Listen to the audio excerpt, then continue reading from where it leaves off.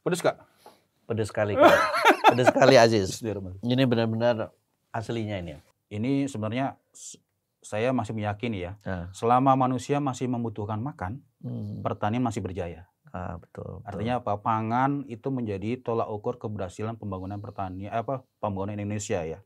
Artinya nilai cuan dari usaha tani itu masih mencari cukup ini ya. cukup menjanjikan, asalkan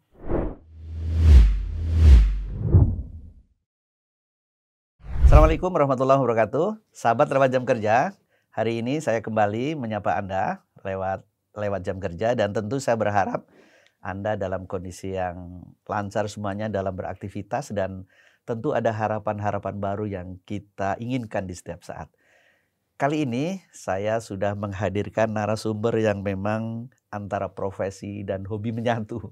Ini harapannya bisa dahsyat efeknya. Kalau kita lihat di studio lewat jam kerja, ini ada daun bawang. Ini asli ini para sahabat semuanya. Ini juga cabai rawit dan terong. Kita lihat terongnya juga cukup subur.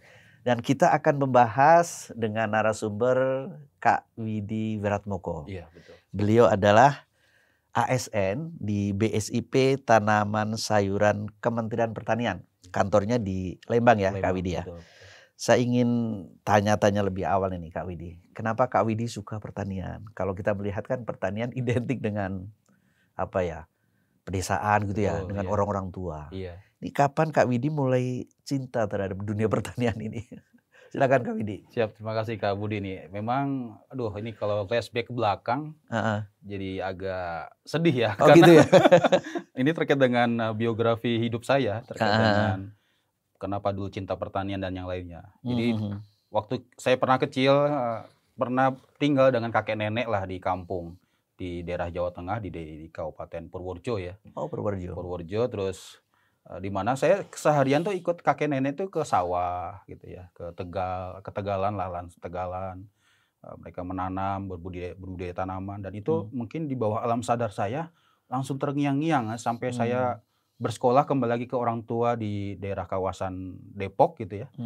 Lalu itu terbawa sampai saya SMP ya. SMP gitu ya. SMP terus saya emang sangat menyenangi pelajaran biologi. Oh, nyambung biologi lah ya. Kan memang tidak jauh berbeda dari tanaman, tumbuhan, hewan gitu ya. Jadi memang betul-betul yang sudah saya sangat minati. Nah, di samping itu juga saya berkegiatan aktivitasnya di ekskul pramuka gitu. Dan kebetulan pembina pramukanya adalah lulusan sekolah pertanian. Jadi sambung menyambung ya. Betul, jadi gayung bersambut lah. Begitu kami bertanya kepada kakak pembina, Kak, sebenarnya kami ingin bersekolah di sekolah pertanian, ada nggak ya di kawasan Depok atau Bogor gitu? Oh ada, dulu di Bogor ada. Nah terus tapi di Bogor berganti nama menjadi Akademi Penyuluh Pertanian saat itu kan. Akhirnya diarahkan ke kawasan daerah Jakarta. Di DKI Jakarta ada sekolah pertanian. Luar biasa gitu ya. Jadi merasa, wah saya sebagai orang kota tapi punya keinginan yang sangat kuat terhadap hal itu. Dan saya yang turut jadi bangga adalah saya adalah salah satu lulusan SMP di SMP negeri ya. Saya sebutnya SMP-nya ya. SMP Negeri 4 Depok ya, yang lulusannya masuk sekolah pertanian. Satu-satunya. Dan itu kan jarang ya. Jarang saat itu ya. Dan mereka kan hanya minatnya kalau nggak ke SMA saat lulus itu ya. Betul. Kalau nggak SMA ya STM gitu kan. Ya, tapi ya itulah pilihan hidup kan, itu kembali kepada kita masing-masing ya. Menjalani kehidupan ini. Nah itulah yang menjadi dasar akhirnya saya bersekolah di sekolah pertanian. Dulu namanya SPP SPMA DKI Jakarta. Sekolah Pertanian Pembangunan, Sekolah Pertanian Menengah Atas DKI Jakarta. Dan itu satu-satunya sekolah pertanian di Jakarta. Sekarang masih ada sekolahnya? Masih ada, tapi sekarang sudah dulu kan di bawah Dinas Pertanian, sekarang berpindah ke Dinas Pendidikan ya. Dinas Pendidikan menjadi SMKN 63 Jakarta. Oke, ini kan berarti ya mungkin dari dulu juga ya, maksudnya untuk anak-anak muda gitu ya. Mungkin cita-citanya kan lebih wah gitu ya. Betul. Tapi ya itu tadi Kak Widi sudah memang ada keinginan ya, ada mungkin pengalaman-pengalaman tadi ya masa kecil, dan terobsesi untuk sesuatu yang memang mungkin langka gitu ya waktu itu. Mungkin sekarang juga masih tergolong langka kali ya. Betul ya. Pilihan-pilihan ini ya Kak Widi ya di pertanian itu nggak menyesal gitu ya, maksudnya oh ternyata saya ini gitu ya.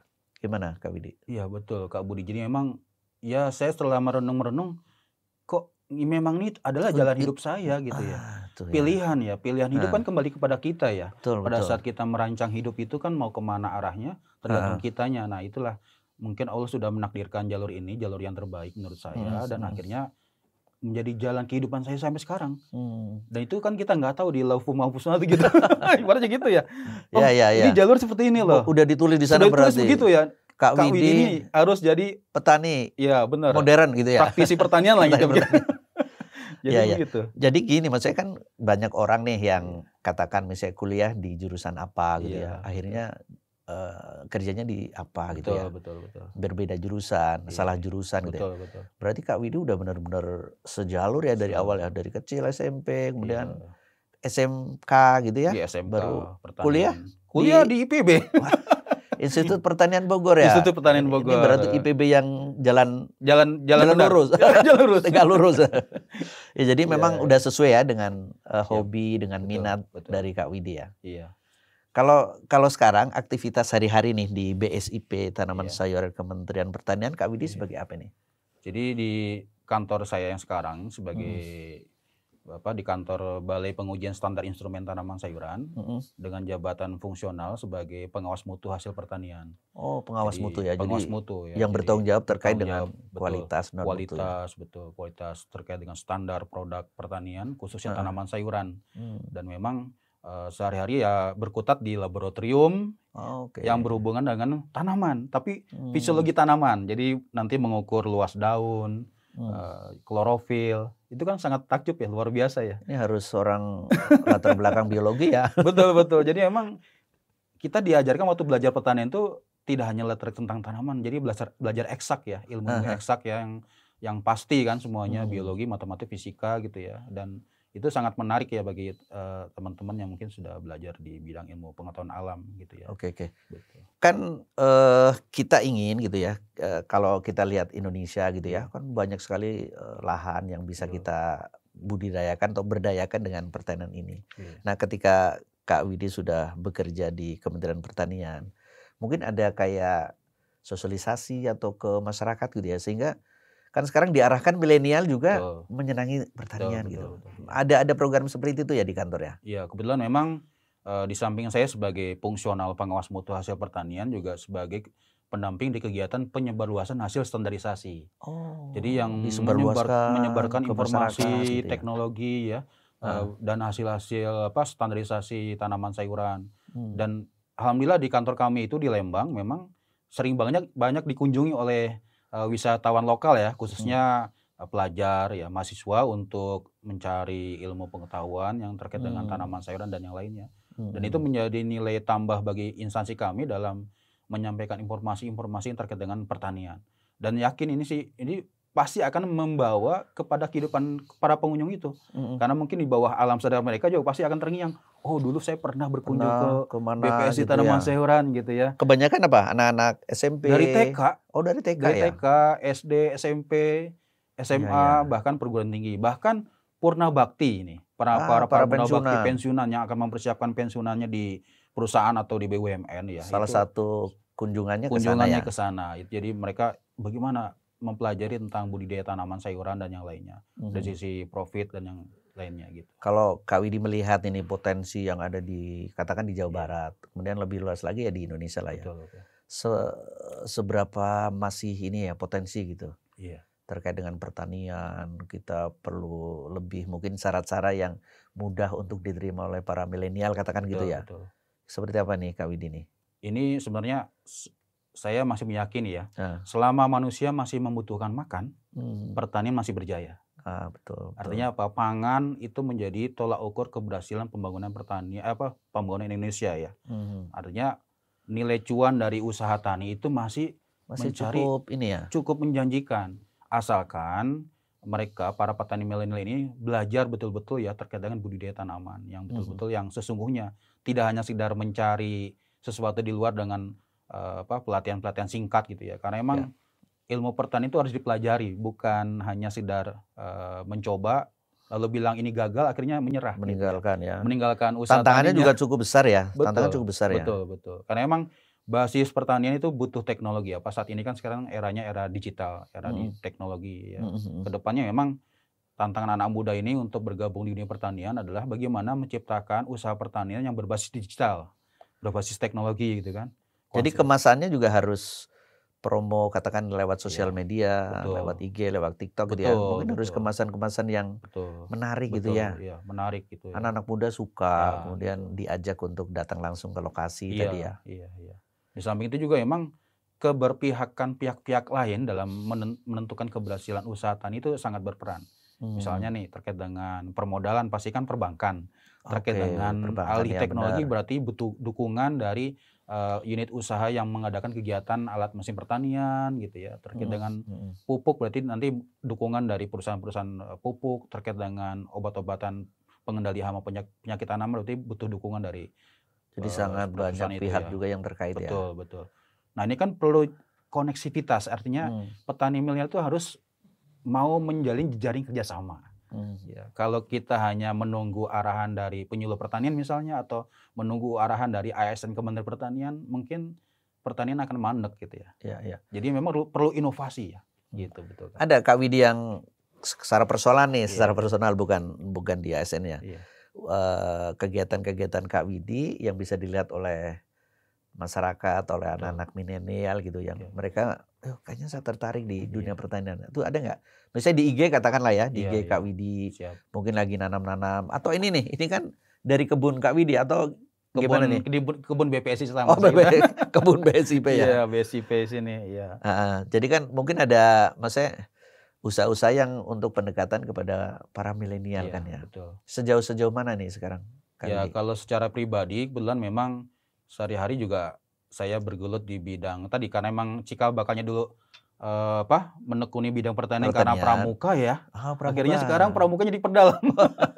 Karena di waktu kuliah di IPB pun juga saya tergabung di UKM Pramuka IPB gitu ya. Berarti jadi channel untuk ini juga ya, sosialisasi pertanian. Betul, ya? Jadi arah pramuka ini jadi sebagai jalan untuk memperkenalkan pertanian kepada anak-anak muda juga. Kebetulan juga di Kota Bandung ini sebagai pimpinan Satuan Karya Taruna Bumi. Jadi pramuka bidang pertanian.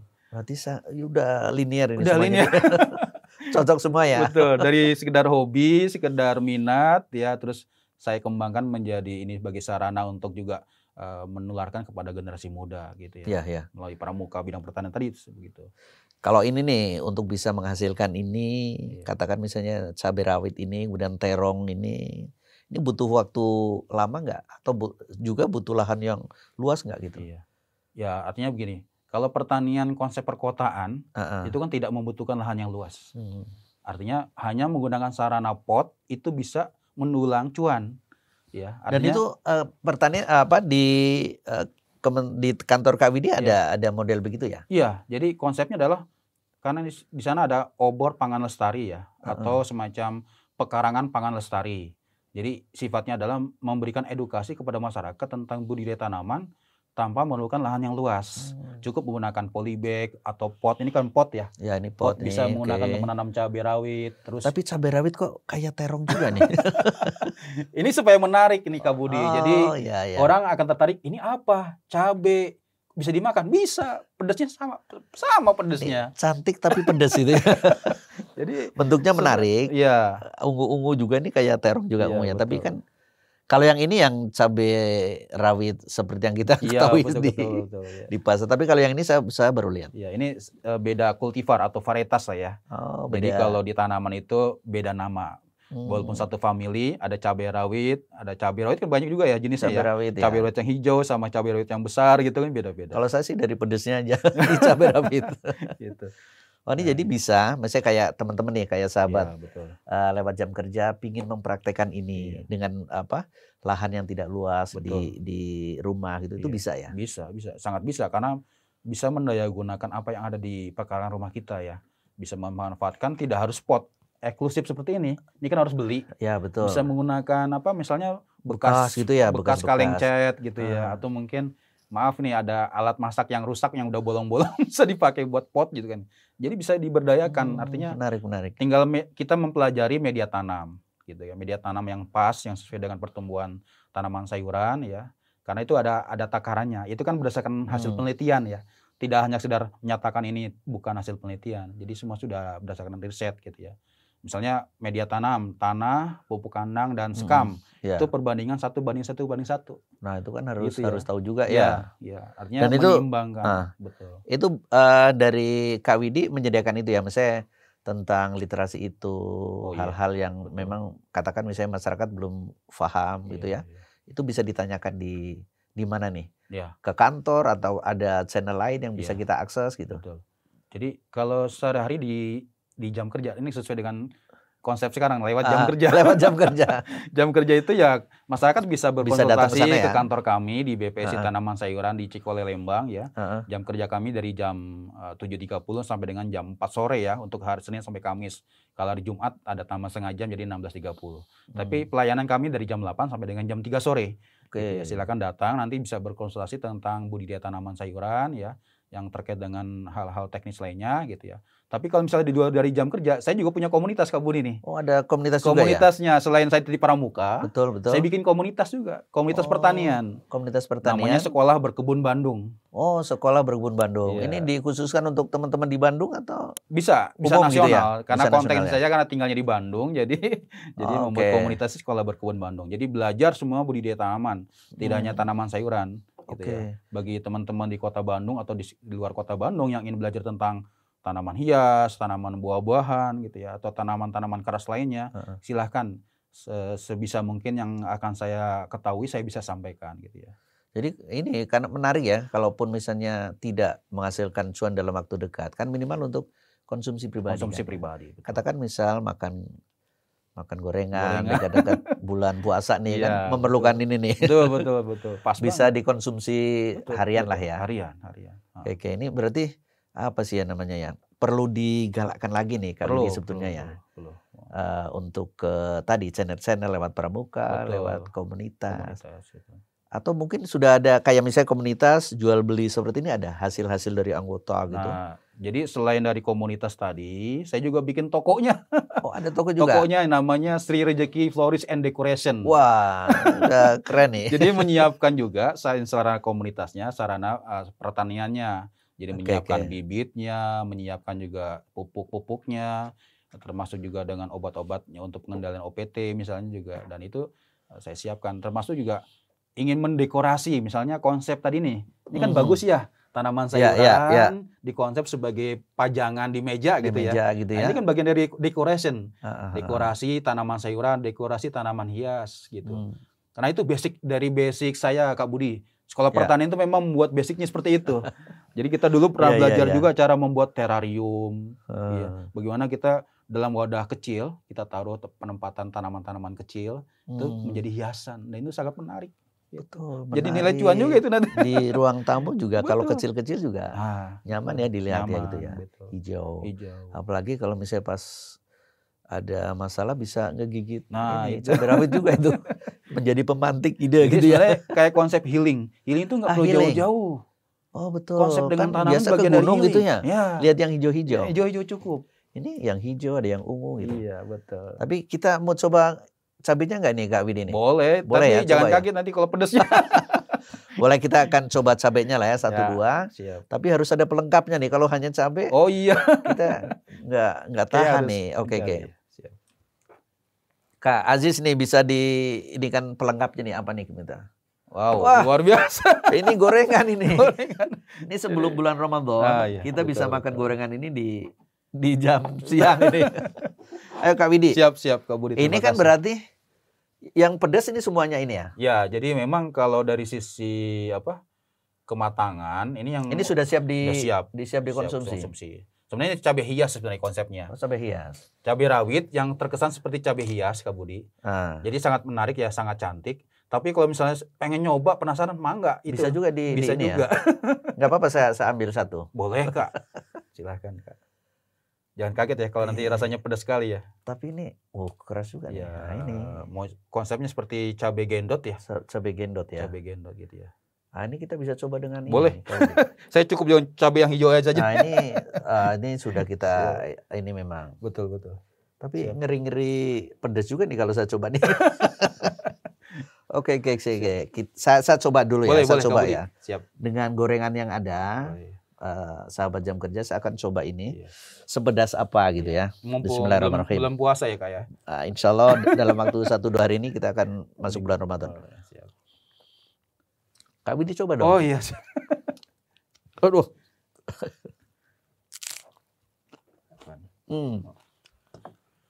Pedes Kak? Pedas sekali, Kak. Pedas sekali Aziz. Bismillahirrahmanirrahim. Ini benar-benar aslinya ini.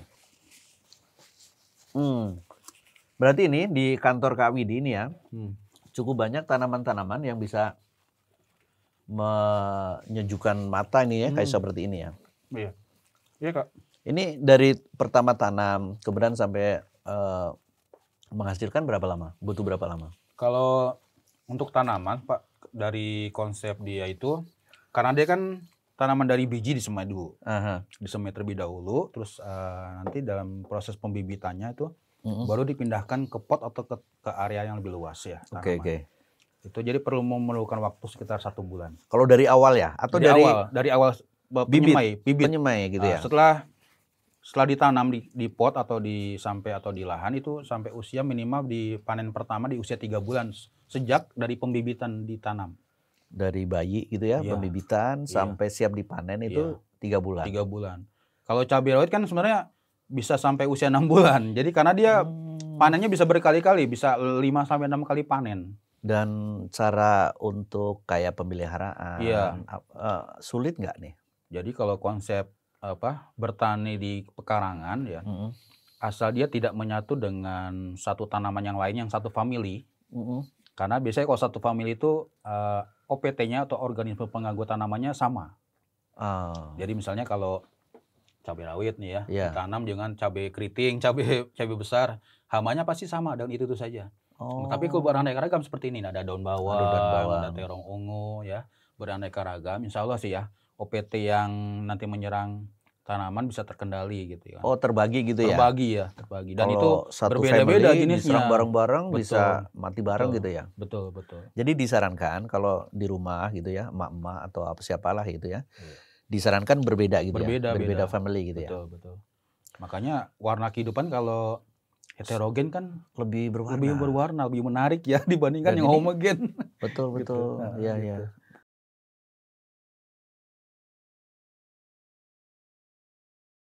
Bismillahirrahmanirrahim. Assalamualaikum warahmatullahi wabarakatuh. Saya Kartini dari Badan Wakaf Indonesia mengajak semua warga daerah dari Provinsi Jawa Barat, khususnya daerah Kota Bandung dan sekitarnya, ayo berwakaf melalui Lembaga Wakaf Bina Imani Berkarya. Mudah-mudahan wakaf yang diberikan dan juga disalurkan melalui lembaga BIB ini menjadi semakin berkah, bermanfaat untuk umat.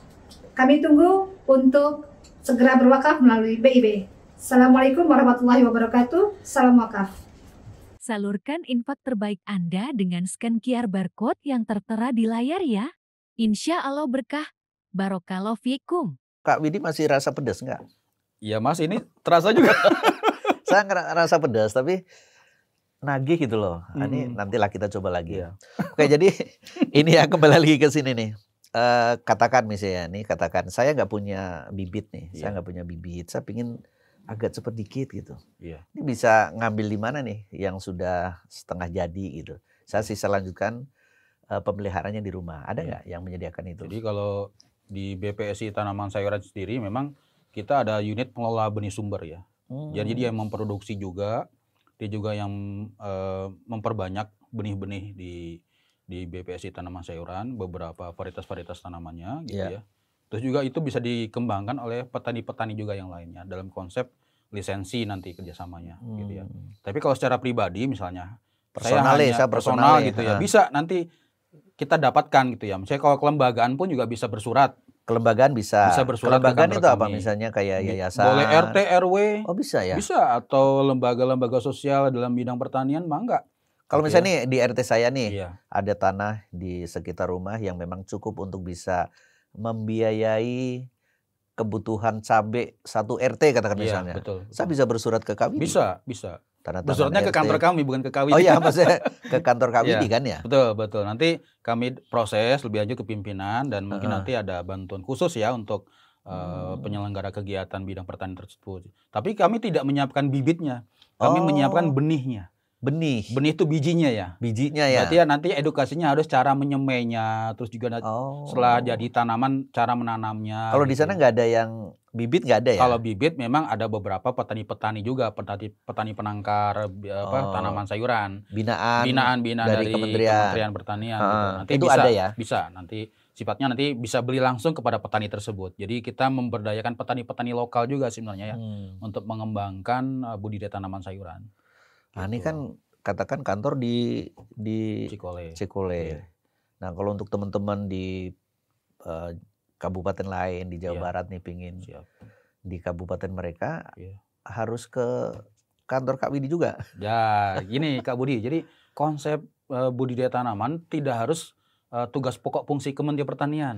Kalau untuk wilayah lokal itu ada kabupaten kota, ada provinsi itu ada dinas pertanian. Oh, ada dinas pertanian jadi silakan nanti sahabat-sahabat lewat jam kerja ini, kalau yang berkeinginan misalnya saya ada di Jawa Tengah, Jawa Timur, silakan dapat menghubungi dinas pertanian setempat, ya, atau mungkin balai penyuluh pertanian setempat. Ya. Mereka juga mengelola juga tanaman-tanaman sayuran gitu yang ada di sana gitu ya. Dan itu bisa berbagi ilmu, berbagi informasi terkait dengan penyediaan bibit atau benih, dan itu bisa dikembangkan di wilayah setempat gitu ya. Dan satu lagi mungkin kita punya kantor juga di setiap provinsi. Di setiap provinsi seluruh Indonesia. Itu namanya balai khusus yang penyebar luasan hasil standarisasi. Ya, BPSIP namanya. BPSIP. Oke, yang ini kan, ya. Ya, kalau kami disebutnya BPSI tanaman sayuran. Sebagai balai komoditas ya, balai pengembangan komoditas tanaman sayuran khususnya. Nah, kalau di setiap provinsi itu namanya balai yang khusus melayani proses-proses tadi penyebarluasan hasil standarisasi. Gitu ya. Memang harus disebarluaskan standarisasinya ya. Sayang sudah distandarisasi tapi nggak disebarluaskan. Jadi hanya sedikit yang tahu ya. Dengan disebarluaskan harapannya kan sampai ke masyarakat. Nah, ini saya tertarik ya dengan Kak Widi tadi kan. Kini kita membahas tema tentang profesi yang sejalan dengan hobi. Berarti kan Kak Widi selama ini bekerja di kantor sampai sore gitu ya. Betul. Merasa lagi menjalankan hobi saja berarti ini. Iya, saya sangat menikmati Kak Budi ya. Jadi perjalanan hidup dari sejak saya menyukai bidang pertanian dan saat ini di muaranya sebagai ASN di Kementerian Pertanian dan juga menjalani komunitas-komunitas di bidang pertanian juga, itu bagian dari kenikmatan hidup ya. Oh, udah nikmat dulu. Udah nikmat aja ya. Walaupun pedas-pedas dikit tadi. Iya betul. Seperti perjalanan saya mungkin dari rumah di Bandung harus ke Lembang. Jadi kalau orang ke Lembang dalam rangka wisata, kalau saya sehari-hari dalam rangka bekerja gitu ya? sambil wisata. Kadang wisata sambil bekerja sambil wisata gitu ya kan. Betul. Jadi konsep pertanian begitu seharusnya. Jadi pada saat kita menyatu gitu ya. Menyatu. Jadi harus all out.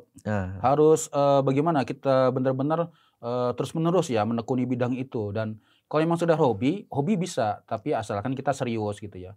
Kalau hanya sekedar saja mungkin ya hanya sekedar menyenangkan saja gitu. Gitu. Sejauh mana nih Kak Widi sudah kalau katakan di komunitas di Kota Bandung nih, antusias dari teman-teman gitu ya untuk belajar tentang pertanian. Mungkin awalnya mereka ingin berharap dari melepas lelah gitu ya. Betul. Setelah ya sesuai dengan lewat jam kerja. Setelah aktivitas seharian di kantor, mereka ingin melepas lelah dengan beraktivitas hobi ini. Itu banyak yang ini nggak mengakses komunitas Kak Widi? Ya alhamdulillah ya. Jadi memang konsep ini sejalan dengan apa kita menyampaikan ke masyarakat ya. Jadi selama ini juga beberapa tokoh-tokoh masyarakat ya itu menghubungi saya, bagaimana Kak Widi saya ingin belajar tentang pertanian gitu ya. Kalau letterlux pengen belajar formal sekolah pertanian nggak mungkin kan, atau mungkin harus masuk sekolah atau pendidikan tinggi pertanian lagi nggak mungkin. Ayo kita berkomunitas ya, artinya saya bikinkan khusus komunikasi via WhatsApp, misalnya WhatsApp grup. Oh ada juga ya, bisa masuk ya berarti grup-grup. Jadi baik secara japri maupun secara grup nanti kita diskusi. Dan kemarin kita pernah juga bikin komunitas di anggur ya, tanaman anggur. Ya. Jadi lagi tren nih tentang tanaman anggur di Bandung. Saya bikin konsep gitu dengan komunikasi via WhatsApp, terus mereka nanti akan berdiskusi ya. Di samping itu juga bisa offline, artinya kalau sewaktu-waktu ada kendala ya di lapangan nih, gimana Kak Widi saya ada pohon anggurnya begini-begini. Nah itu berarti saya juga harus siap mendatangi ke salah satu rumah yang anggota komunitas tersebut gitu Kak Budi. Ini kan sangat sibuk nih kegiatan di kantor, pasti dari Senin sampai Jumat nih. Betul. Tidak membuat Kak Widi rasa kok gitu ya, maksudnya ya kelelahan apa semua gitu ya. Itulah Kak Budi, memang kunci pertanian itu adalah harus suka ya. Harus suka ya. Harus suka. Jadi kalaupun sudah lelah, walaupun jarak jauh harus mengunjungi anggota komunitas, kayaknya begitu lihat tanaman kayaknya wow gitu. Jadi hijau lagi ya. Jadi hijau lagi gitu. Jadi konsepnya harus menyenangi ya. Kalau apapun yang kita senangin biasanya gitu sudah terbangun rasa empati, rasa bagaimana menyukai. Tetap dan senang akhirnya aja gitu tetap ya. senang aja Kak gitu ya. Oke. Walaupun Ini peluang ya sebetulnya buat para sahabat lewat jam kerja ketika memiliki hobi, apalagi dengan hobi pertanian yang sama dengan Kak Widi, bisa bergabung di grup WhatsApp-nya, Bisa. di komunitasnya. Iya. Di Pramuka juga Kak Widi membuka kegiatan-kegiatan seperti itu ya. Betul. Kan berarti untuk anak-anak SMP, SMA gitu ya. Betul. Untuk para milenial yang nanti diharapkan memang lebih Iya. mencintai pertanian. Betul. Kan kalau kita lihat pulang nih, katakan di Bandung kan masih banyak juga lahan-lahan ini ya, Iya, kosong untuk betul. bisa kita budidayakan pertanian ya. Betul. Jadi memang kalau memang ini sejalan dengan apa yang disampaikan mungkin pendahulu kita di Kota Bandung menyatakan setiap pekarangan merupakan kebermanfaatan bersama. Jadi mungkin di RT RW setempat ya dengan konsep buruan saya yang pernah digalakan itu juga bisa dikembangkan kembali di saat ini ya. Dan warga juga harus mau berempati dan mau menggerakkan. Karena kalau bukan dari warga setempat yang menggerakkan siapa lagi? Betul. Dan itu harapannya tidak hanya orang tua. Kalau bisa ajak anak mudanya, Karang Taruna diajak gitu ya. Ayo kita berkegiatan di bidang pertanian gitu. Nanti ya. makan gehu bareng. Nah gitu konsepnya. Jadi kayak kembali ke masa lalu saya juga nih. Betul. Jadi kalau konsep kerja bakti kan orang tua saja yang kerja bakti, betul. anak mudanya enggak ada. Itu dia ajak anak jadi, mudanya. Gitu. Jadi menarik, maksudnya suasana informal, santai, kedekatan gitu ya. Betul. Dengan teh hijaunya, panasnya, kemudian dengan gehunya. Tapi Betul. itu dari hasil tanam kita sendiri gitu ya, tangan kita sendiri. Betul. Ini kayaknya, katakan misalnya contoh nih ya, kan karena Kak Widi tinggal di Bandung, kira-kira yang bisa mempercepat itu, akselerasi itu apa ya, lewat Pemkot katakan, itu seperti apa nih? Jadi memang kalau membangun peradaban pertanian, memang kita tidak hanya menunggu dari aparatur setempat ya, pemerintah adalah seperti itu. Memang basis-basis komunitas ini juga berperan.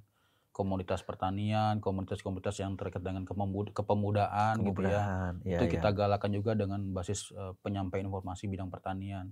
Dan kalau memang ini sejalan dengan konsep pemerintah setempat, pemerintah daerah setempat, kita upayakan kita sambungkan gitu ya. Karena mereka juga punya program kan, program tentang penghijauan, program tentang pemberdayaan pemuda gitu ya, terus pemberdayaan warga setempat itu juga bisa jadi ada anggaran yang disediakan untuk pengadaan bibit gitu ya. Betul. Nah, itu kan akan mempercepat tuh. Dan kita lihat juga misalnya RT RW yang kemudian dihiasi dengan tanaman-tanaman kan lebih kita senang lihatnya gitu ya. Tidak hanya dengan, apalagi sekarang nih dengan teknologi cepat sekali berkembang, tidak fokus ke gadget gitu ya Kak Widi ya. Betul. Dan ini satu lagi ini Kak Budi, saya sangat antusias nih di Kota Bandung sendiri atau di kota-kota besar lainnya ya, di kawasan Jawa Barat ini ya. Kalau memang ada anak muda yang tertarik bidang pertanian, sebenarnya nggak jauh-jauh yang mencari cuan ya sebenarnya. Karena emang kayak bibit tanaman itu kan juga tidak banyak yang mengembangbiakan. Bibit tanaman. Bibit tanam khusus tanaman sayuran misalnya. Tanaman sayur. Kalau tanaman sayuran ini nih. Iya, artinya konsep terong, cabai rawit, dan bawang. Kalau memang anak-anak muda mau cari cuan dari situ kan ya, kembangkan saja bibit-bibit tanaman sayuran yang biasanya dikembangkan oleh para petani-petani di kawasan sentra pertanian misalnya di Lembang, Ciwidey, Pangalengan misalnya, dikembangkan di Kota Bandung. Dan nanti itu potensi cuannya cukup besar. Cukup besar. Kan kebermanfaatan bibit itu tidak hanya dinikmati oleh para warga kotanya setempat ya. Dan ini bisa dijual ke nasional, luar daerah. Saya punya jaringan lulusan alumni sekolah pertanian. Dia berhasil mengembangkan bibit alpukat Miki itu di kawasan Jakarta. Itu se-Indonesia dikembangkan. Jadi sudah dikirim ke sana sini. Mungkin lebih gede, lebih manis, lebih itu ya. Ya, itu dari bibit alpukat saja. Mungkin dari hal kecil saja, dari bibit sayuran lah ya. Itu kan sederhana, tinggal disemai, diperbanyak, tumbuh, lalu coba diupayakan itu dipasarkan gitu ya. Itu kan membantu pemerintah daerah setempat ya dalam proses penghijauan ya. Gitu. Ya. Ini jadi maksudnya membuka peluang penghasilan juga ya buat para milenial. Apalagi kan mereka secara teknis sudah cukup, maksudnya ilmu-ilmu marketing yang ditampilkan di sosial media kan mereka kadang-kadang cepat ya, lebih cepat dibanding yang usia-usia tua. Dan ini coba ini kan kayaknya ini menarik ini Kak Widi, bisa jual bibit gitu ya. Jual bibit cabai pedas ini dan baru satu sektor. Cantik. Ya, satu sektor bibit ya. Belum sektor yang lain ya. Seperti sekarang dengan eranya teknologi nih, alat mesin pertanian. Alat mesin bisa. Itu juga bisa dikembangkan. Ini bagi anak-anak muda yang suka otomotif, suka teknik mesin gitu ya. Kenapa enggak bermain di alat mesin pertanian? Di kota-kota ini kan pasti membutuhkan alat mesin. Contohnya misalnya mesin rumput lah, mesin potong rumput. Kalau misalnya di warga RT RW sudah mengadakan satu mesin potong rumput, lalu ada kendala rusak, itu kemana larinya? Selama ini saya amati itu nggak ada toko spare part yang bisa memperbaiki alat mesin tersebut. Ini bisa juga peluang. Bisa jadi peluang. Gitu. Ya. Tapi yang tadi ya, yang bibit apa yang tanaman sayuran, sepertinya kayaknya perlu lah ya bagi teman-teman yang lagi mencari nih peluang penghasilan. Mungkin dengan cara memahami dulu ya Kak Widi ya, cara budidayanya, cara pembibitannya, pemeliharaannya. Ketika sudah itu paham, bisa dijadikan salah satu sumber penghasilan. Kalau pemasaran bisa online apa semua ya. Betul. Ini menarik nih. Dari komunitas Kak Widi kan sebenarnya banyak itu milenial. Sejauh mana mereka tertarik gitu dengan pertanian? Jadi memang walaupun ada milenialnya, tapi memang belum secara totalitas ya. Kaum milenial ini, generasi Z ini langsung bergabung ya. Perlu ada edukasi jadi memang terus-menerus kita harus menyampaikan ya. Memang kebanyakan orang tua juga yang mengisi. Ya bergabung orang tua. Ceruk-ceruk pertanian ini orang tua yang sudah tenaganya sudah perlu sedikit, mungkin gitu ya. Influencer nih yang ditampilin di IG, di komunitas-komunitas Kak Widi. Yang sudah minimal sudah menghasilkan, bukan besarnya tapi dia sudah dari awal kemudian berhasil, itu mungkin perlu menjadi sentuhan itu dan bisa menjadi daya tarik buat para milenial yang lain ya. Betul Kak Budi. Memang sedang kami pikirkan ya bagaimana teknisnya supaya anak-anak muda ini nyantol dulu lah minatnya gitu ya. Senang aja dulu ya. Senang dulu ya. Kalau sudah senang kan gampang lah kita arahkan. Karena memang menghasilkan cuan kan memang banyak sektor lah di pertanian itu ya. Nggak hanya sekedar menyiapkan bibit ya. Gitu ya. Bahkan saya hal-hal kecil saja nih, seperti di kota-kota itu kan banyak sesah daun tuh. Itu bisa dikomposkan, itu bisa juga menjadi media tanam. Dan itu bisa juga dijual. Dari hal-hal kotor ya. Dari hal kotor yang sebenarnya sepele nggak itu termanfaatkan, bisa loh. Dan kayak kadang-kadang di orang lain nggak terfikirkan gitu ya. Padahal itu mengandung cuan yang cukup banyak. Bahkan saya juga sempat waktu di budidaya anggur itu, saya kan menggunakan media tanam ini daun-daun bambu. Daun bambu yang sudah membusuk, melapuk. Itu kan kalau intinya kita belajar pertanian harus punya ilmunya. Di bawah pohon bambu itu terkandung banyak bakteri yang positif yang menguntungkan dalam budidaya tanaman. Bakteri Trichoderma itu kalau diambil dimanfaatkan itu tanaman, bisa bagus untuk tanaman gitu ya. Termasuk juga di bawah-bawah pohon pisang itu. Kalau yang punya pohon pisang itu ada juga ya. Banyak itu Pak, bakteri-bakteri pembusuk yang menguntungkan bagi tanaman. Jadi hal-hal remeh-temeh yang gitu ya. kotor sebenarnya itu kalau bisa menghasilkan kebersihan. Kebersihan cuan gitu loh. Menarik ini memang, ini cukup peluang besar. Semoga ini bisa ditonton oleh banyak milenial nih Kak Widi. Amin, betul. Disebarkan, diluaskan ke para milenial sehingga tertarik. Nanti kalaupun misalnya ada yang ingin tanya-tanya bisa langsung DM ke Kak Widi lah. Nanti Kak Widi sertakan IG-nya ya. Boleh. Biar bisa diakses oleh teman-teman yang lain. Siap Kak. Oke, sekarang nih terakhir nih di sesi terakhir, pesan-pesan buat teman-teman milenial nih atau buat komunitas ya, buat semua lah ya. Untuk bisa memanfaatkan lahan yang ada di rumah, kemudian juga untuk menyalurkan hobi, tapi tetap itu sesuai dengan kesukaan atau kesenangan kita. Itu gimana nih Kak Widi? Ya, artinya saya kembali kepada kalimat yang pernah saya buka tadi. Selama manusia masih membutuhkan makanan, masih membutuhkan pangan, nilai cuan pertanian masih menguntungkan. Artinya, ayo generasi muda, bangkitkan semangat ini ya, mengembangkan usaha tani ini menjadi bagian dari ranah kehidupan kita, tanggung jawab hidup kita gitu ya. Ya. Karena nanti yang akan melanjutkan generasi pembangunan pertanian di Indonesia kan bukan kita sebagai orang tua nih, generasi muda yang akan melanjutkan gitu. Nah, upayakan bagaimana kita belajar pertanian dengan sungguh-sungguh ya, terus juga ditumbuhkan minat dan semangat untuk mengembangkan pertanian. Karena emang kalau bukan kita siapa lagi yang akan membangun pertanian ini gitu kan.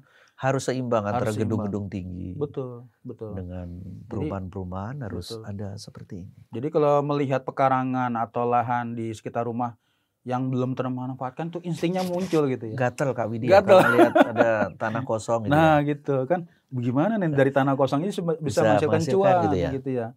Konsepnya gitu Kak Budi. Jadi saya pun juga sama dengan konsep tadi membuka usaha bidang pembibitan tanaman hias misalnya gitu kan. Ya. Kita bisa memanfaatkan lahan-lahan pekarangan.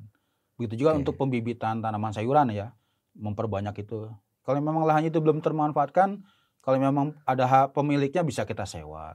Tentu biayanya lebih murah kan gitu ya. Kerjasama lebih bagus. Gitu ya. Betul. Nah itu yang konsepnya kita harus bangun. Karena memang kebermanfaatan lahan-lahan yang ada di sekitar rumah kita gitu atau mungkin di area lain yang selama ini belum termanfaatkan kita bisa maksimalkan. Dan itu juga membantu program pemerintah daerah setempat ini kan. Saya juga kan kalau di Jabar ini ada yang petani milenial gitu itu ya. Ada kan harus harusnya bersama-sama ya. Sama-sama untuk bisa mewujudkan itu. Dan ada orang-orang yang memang bergerak di masyarakat gitu ya. Kalau hanya dari atas agak kesulitan. Nah, ini moga-moga ini juga bisa terus berkembang besar gitu ya Kak Widi ya. Ada komunitas-komunitas lain muncul di beberapa kabupaten untuk mendukung ya bumi kita tetap hijau. Betul, Insya Allah. Terima kasih Kak Widi. Siap, sama-sama Kak Budi. Sudah sangat bermanfaat dialog kita hari ini. Ini insya Allah saya sudah mencoba juga cabai luar biasa rawitnya, sekarang masih terasa pedesnya. Tapi saya akan coba lagi. Terima kasih, semoga bermanfaat. Siap, sama-sama Kak Budi. Baik, sahabat lewat jam kerja, obrolan kita atau kami ini cukup menarik sehingga ini bisa ditonton oleh banyak orang dan membuat teman-teman iri untuk kemudian bisa bertanam di lahan yang terbatas di rumah-rumah untuk menjadi ya bumi kita menjadi lebih hijau. Semoga bermanfaat. Assalamualaikum warahmatullahi wabarakatuh.